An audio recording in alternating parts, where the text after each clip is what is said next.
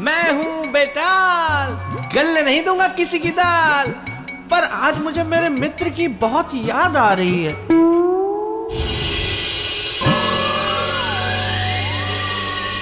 पृथ्वीलोक का मित्र, पृथ्वीलोक में भारतवर्ष की बात कर रहा हूँ, जहाँ है मेरे मित्र की नगरी, विक्रमादित्य की नगरी, उज्जैनी।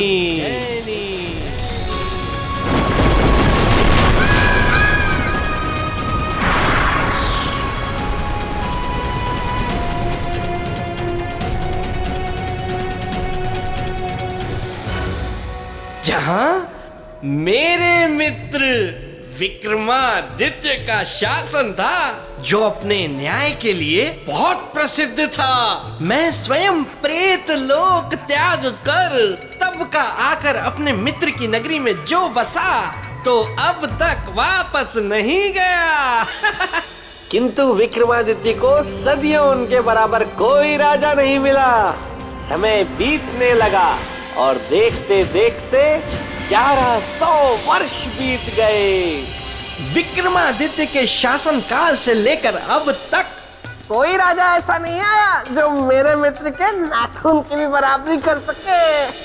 आजकल यहाँ का राजा कोई भोज है। वैसे तो बहुत गुण है उसमें। कहते हैं कि राजा भोज बड़ा पराक्रमी है।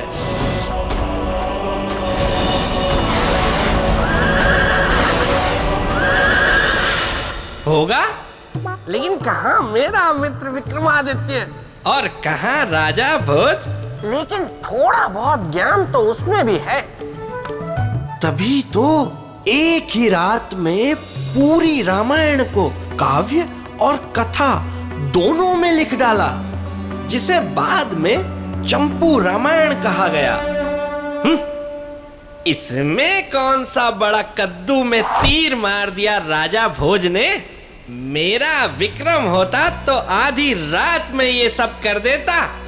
वैसे कहते तो ये भी हैं कि राजा भोज बड़ा धार्मिक है, महाकाल में बड़ी आस्था है उसकी।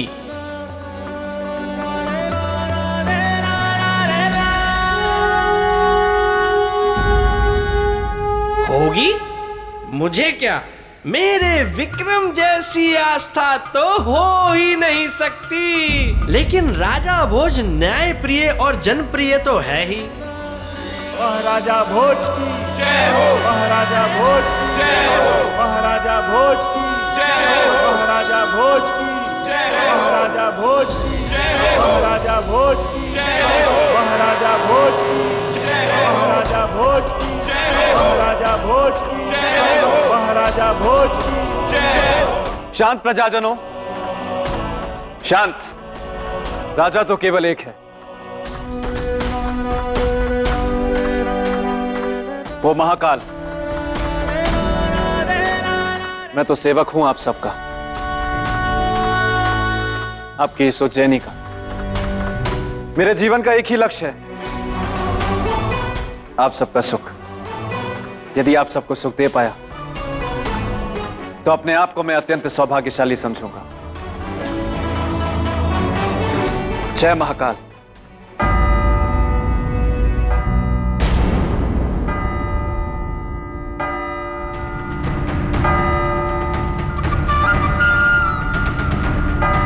न्याय के घंटे की आवाज किसके साथ हुआ है? आज हम न्याय की गुहार लगाने के लिए नहीं आए हैं महाराज, बल्कि एक जटिल समस्या के समाधान की आस लेकर आए। समस्या? कैसी समस्या? समस्या ये है महाराज कि हम सभी एक मूर्ख चरवाहा के कारण भारी धर्म संकट में पड़ गए। ऐसा क्या किया उस चरवाहे ने? महाराज, जिस स्थान को हम न्याय का मंदिर और अपने राजा को न्याय का देवता मानते हैं, वो उनकी बराबरी कर रहा है। मैं कुछ समझा नहीं सरपंच जी। महाराज, वो आप ही के समान नीति, न्याय, ज्ञान और धर्म की बातें करता है, और उसका यही आचरण हमारे धर्म संकट का कारण बन गया है। कि आपके होते हुए कैसे हम उसके न्याय को माने, कैसे उसे वही सम्मान दे जिसके अधिकारी केवल आप हैं। ये तो आपका अपमान है महाराज। नहीं सरपंच जी, ये तो हमारे लिए गौरव की बात है। ये हमारे राज्य का चरवाहा भी इतना गुणवान और विचारवान है। कहाँ रहता है वो चरवाहा? गांव में एक टीला है महाराज। अधिकतर समय वो उसी टीले पर पड़ा रहता है और उसी टीले पर बैठकर वो ज्ञान की अनोखी अनोखी बातें करता है। हम उस ज्ञानवान चरवाहे का स्वागत करते हैं और घोषणा करते हैं कि उससे मिलने हम स्वयं जाएंगे। तैयारी की जाए।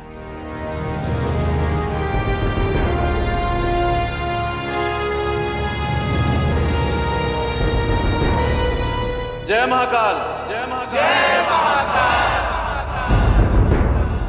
अरे वाह वाह वाह, अरे ये हुई ना राजाओं वाली बात। राजा होकर एक चरवाहे से मिलने जाएंगे। वाह वाह वाह राजा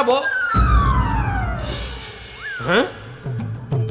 ये मैं राजा भोज की प्रशंसा क्यों कर रहा हूँ? सिर्फ जाने से क्या होगा?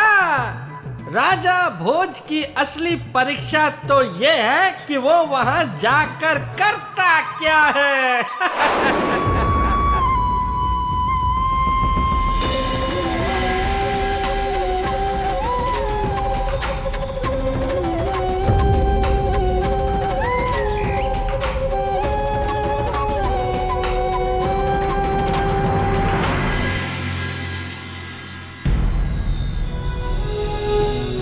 प्रणाम महाराज,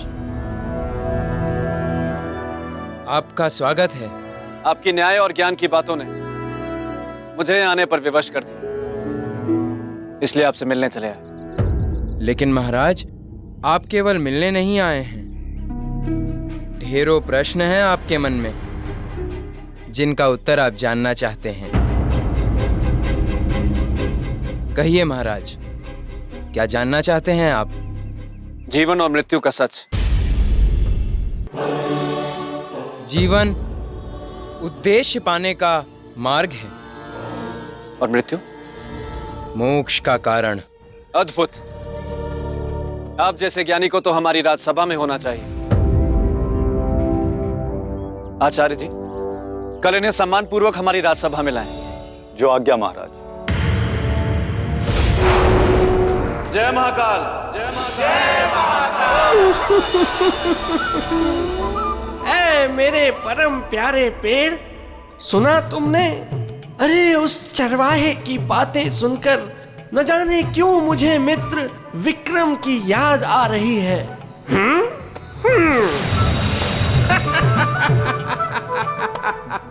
बेताल। कौन है? बेताल। कौन है? बोलो। बेताल। मैं डर रहा हूँ, मतलब नहीं डर रहा हूँ। कौन है? बेताल। अरे अरे। विवाह कुंडल, तुम यहाँ क्या कर रहे हो? जानते नहीं मैं हूँ बेताल, गलने नहीं देता किसी की भी दाल। अरे दाल गल गई, खा ली और पचा ली। यहाँ क्या करने आए हो? विवाह। सुनो बेताल, मुझे कुछ नहीं सुनना। अरे अभी बेताल को पकड़ लूंगा।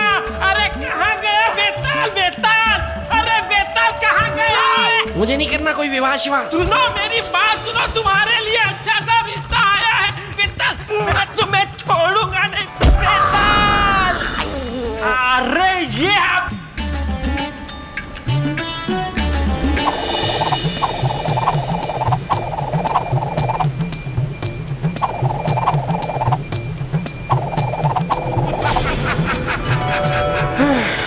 बच गया। पता नहीं आखिर ये विवाह मेरा विवाह क्यों करवाना चाहता है, और विवाह करने से आखिर मिलता क्या है? दुख है? से मुक्ति।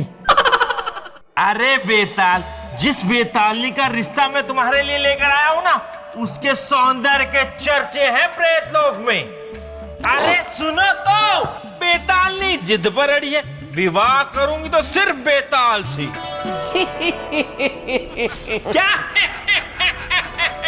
कर रहे हो? कौन सी हीरे मोती जड़ेंगे तुम में, हैं? दिखता भी तो अजीब सा है। अजीब सा नहीं हूं मैं, वो तो कई वर्षों से धूल मिट्टी झड़ी नहीं है बदन से, इसीलिए ऐसा हो गया। अरे तो मान जाओ ना विवाह के लिए। अरे प्रेत लोक के प्रसिद्ध कवि चांडाल पानी की बेटी है सौंदर्य लेखा। होगी वो किसी की भी बेटी। विवाह कुंडल जाकर कह दो उस बेतालनी से कि बेताल और कबूतर में फर्क है। कबूतर में? वो कैसे? दिखाऊं कैसे? मैं फुर्र से उड़ जाता हूँ। बेताल, मुझसे तो बच के उड़ गए, उससे कैसे बचोगे? आ रही है प्रेत लोक से सौंदर्य लेखा। अब मैं चला।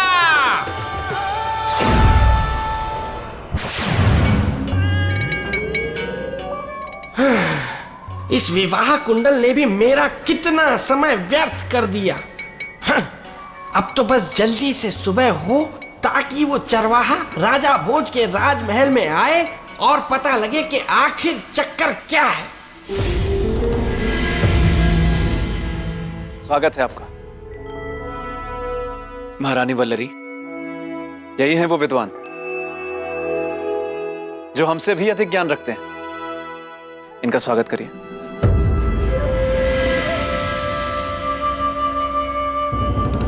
मैं इस योग्य नहीं हूं। मुझे राजा को टीले के रहस्य के बारे में बताना चाहिए। क्षमा कर दे महाराज, क्षमा कर दीजिए, क्षमा कर दीजिए। श्रीमान, ये क्या कर रहे हैं आप? क्षमा कर दे महाराज। विद्वानों का स्थान चरणों में नहीं, आसनों पे होता है।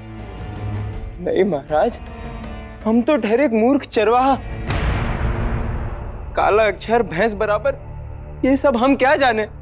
महाराज, यदि पता होता कि उस टीले पे जाने से ऐसी आफत आ जाएगी, हम सपने में भी उस टीले की ओर ना देखते। महाराज क्षमा कर दीजिए। महाराज, जो हमारे साथ घटा है वो केवल हमारे साथ नहीं, और लोग भी इसका प्रमाण है। महाराज, और किन अन्य लोगों के साथ ऐसा हुआ है? हम उनसे मिलना चाहेंगे। एक तो मैं हूं महाराज। आप कौन हैं और क्या परिवर्तन हुआ है आपके जीवन में? अब तो मैं उस टीले के कारण एक सन्यासी हूं महाराज, किंतु इससे पहले मैं एक डाकू था, एक ठग था, एक लुटेरा था। एक दिन की बात है महाराज, मैं डकैती करके भाग रहा था, तभी कुछ सैनिक मेरा पीछा करने लगे।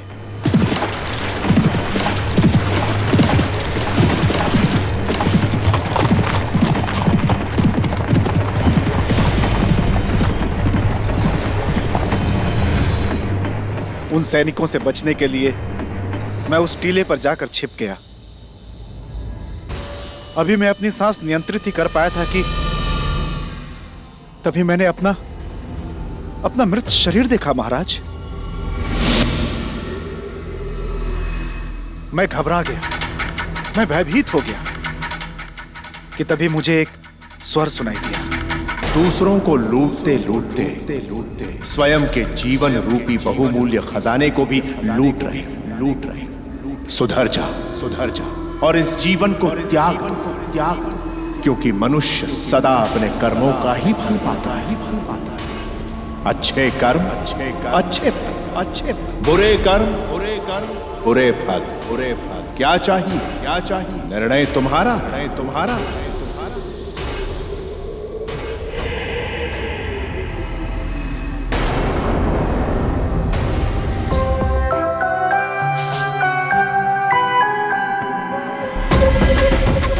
और महाराज, उसी दिन उसी घड़ी मैंने डाकू का जीवन सदा के लिए त्याग दिया और एक सन्यासी का जीवन धारण कर लिया महाराज। सन्यासी जी सत्य कह रहे हैं महाराज। उस टीले में अवश्य ही कोई दैवीय शक्ति है, तभी तो मेरा भी जीवन बदल गया।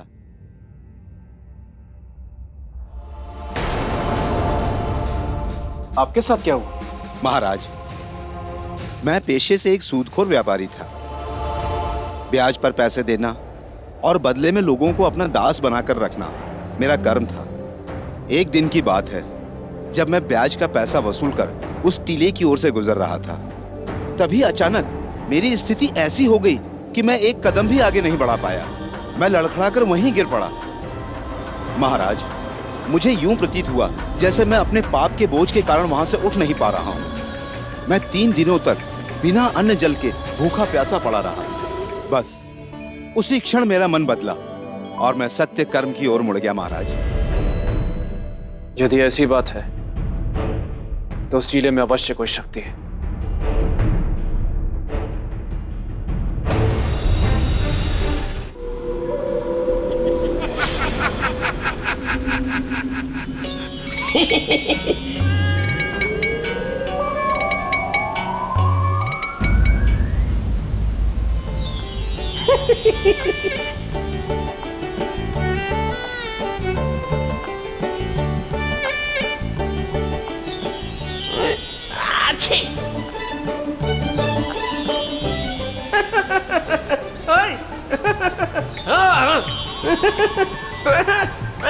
पैर में गुदगुदी कौन कर रहा है?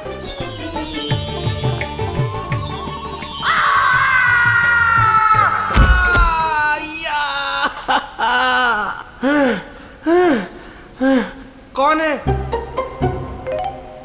कौन है वहां? सामने आओ। कौन है? मैं डर गया हूं, मतलब नहीं डरा हूं। कौन है?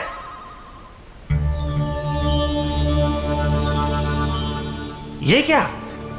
जीवित तितलियां प्रेत लोक में, वो भी मेरे?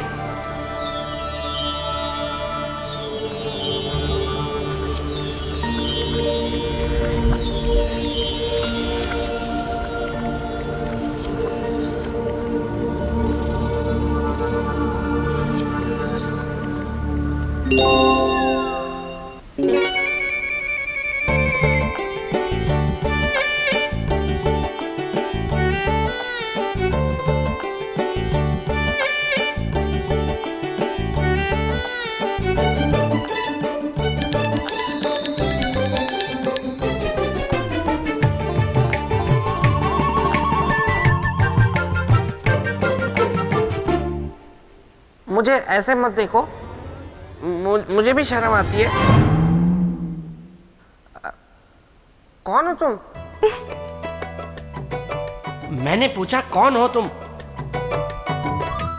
मैं रूप का मक्खन, सौंदर्य की मलाई, जिससे शादी करने में ही है तुम्हारी भलाई। नाम है सौंदर्य लेखा। विवाह कुंडल। सुनो ना, मैं ना जाओ। मैं यहाँ तुमसे शादी करने आई हूँ। क्या? शादी मुझसे? नहीं नहीं नहीं नहीं नहीं नहीं, शादी वादी कुछ नहीं, मैं तो आदि भी ना करूं। ठीक है, अगर तुम हो जिद्दी तो मैं भी हूँ हटकी रानी। पाटो। हाँ? तब तक नहीं लूंगी चैन जब तक ना बन जाए हमारी प्रेम कहानी।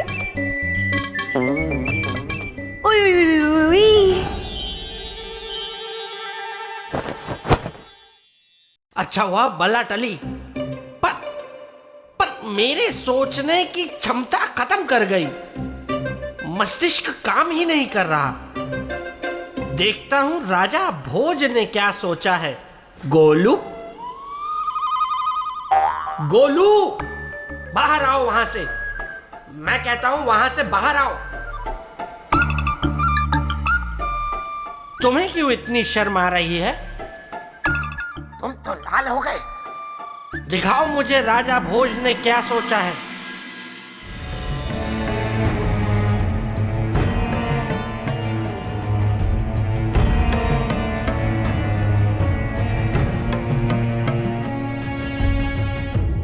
आखिर क्या है उस टीले में? हाँ, आखिर है क्या उस टीले में?